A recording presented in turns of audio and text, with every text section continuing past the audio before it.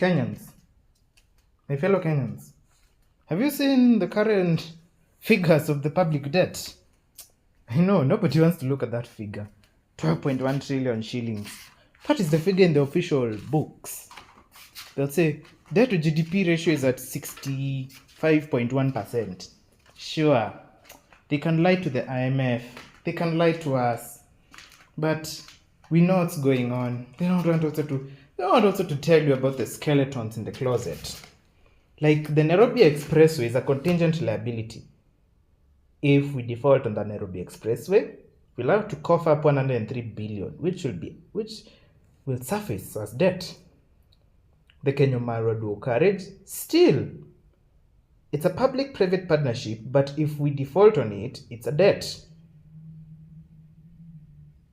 And these other roads that are being built in Kenya using the PPP model, they are still debt that will still pay in one way or the other. Now, then we add the pending bills and these off-the-book roads. That is an extra 1.4 trillion shillings to the public debt. Basically, the real public debt has already crossed 13 trillion. It is 13.5 trillion. That is 75% of GDP.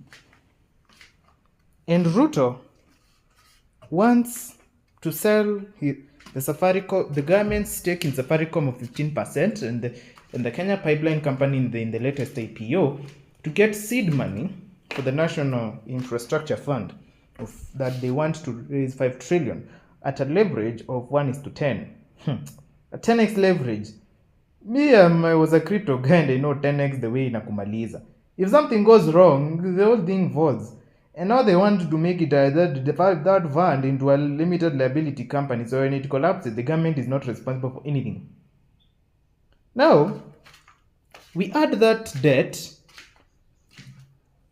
and the proposed one of 1.1 trillion in 2026-2027 financial year.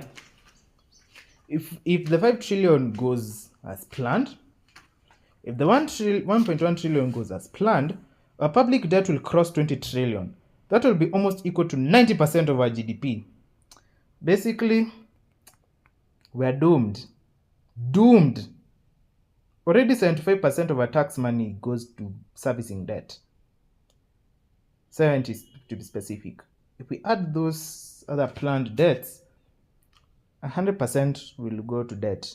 It is fiscal dominance that is happening. Wake up, people.